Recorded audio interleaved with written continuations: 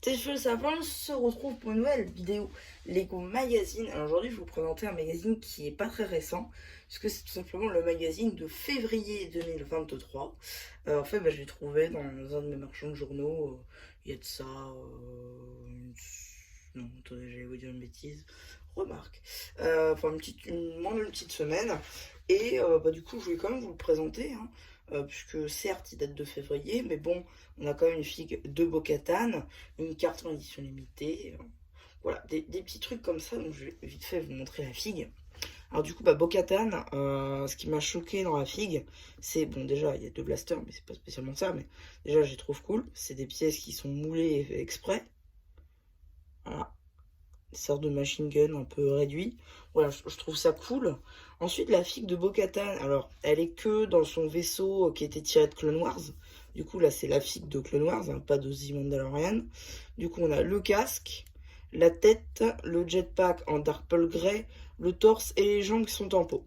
Alors, à savoir, c'est que si je le suis pris parce que je sais que dans le prochain set Mandalorian saison 3, il y aura sa nouvelle version beaucoup plus détaillée que celle-ci.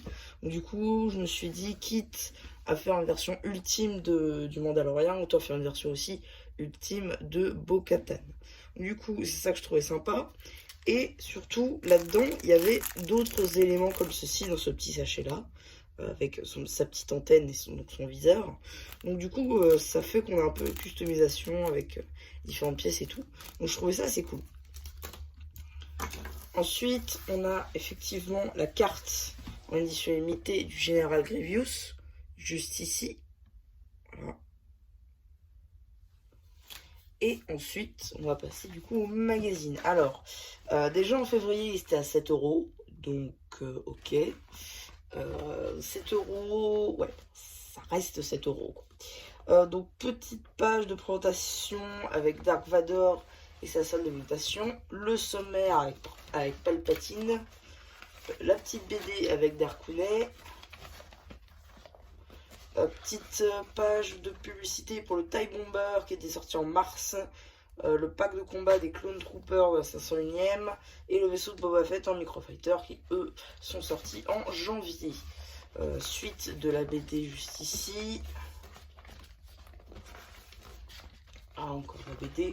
Du poster avec le casque du TIE, du pilote du TIE. Un petit poster en mode Obi-Wan Kenobi, la série Choisis ton chemin, avec Darth Vader avec les yeux rouges. Et la suite du TIE Bomber du casque.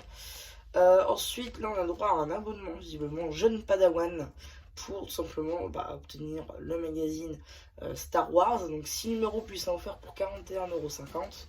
Si, je le dis à chaque fois, mais si vous êtes producteur de contenu sur ce genre de magazine comme moi, c'est pas intéressant pour vous. J'avais déjà fait ça pour le magazine Nexonite à l'époque. Je le recevais 2 semaines après. Ça servait à rien, quoi. Là, on a une petite page sur le justifieur de la série The Bad Batch avec Omega. Ça, c'est pas mal. Cat Bane aussi, c'est plutôt cool. Ok, ensuite, on a des petits jeux avec les Chevaliers de Rennes. Encore un petit jeu sur la série Boba Fett. Une petite page sur du coup Bo-Katan. Et ici, une petite page BD avec Bo-Katan et Mando. Fin de la BD avec Mando. Une petite page sur Clone Wars avec Bo-Katan en général, une collective des 11, Death Watch, le siège de Mandalore, la Nouvelle République, les heures sombres. Le courrier avec bébé Yoda et plein d'autres trucs.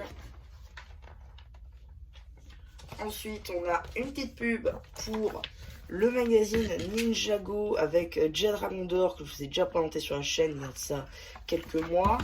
Et une petite pub pour les cartes du coup série 6 Ninjago avec les platines. Et donc, qu'est-ce qu'on a dans le prochain, qu'est-ce qu'on a eu dans le prochain magazine? C'est simplement le 212 Clone Trooper. Elle est assez cool puisqu'elle est exclusive dans un gros set. Mais est-ce que ça vaut pas plus le coup de prendre le gros set plutôt que celui-là? Je sais pas. En tout cas, à cette époque-là, visiblement, le magazine Spider-Man avec Miles Morales était en kiosque. Magazine Legacy avec Garmadon et le magazine Jurassic World avec le petit Raptor était déjà en kiosque. Bon, pourquoi pas, je sais pas si je me le prendrai, j'en ai aucune idée. En tout cas, si vous voyez une vidéo apparaître, c'est que je me serais pris, tout simplement.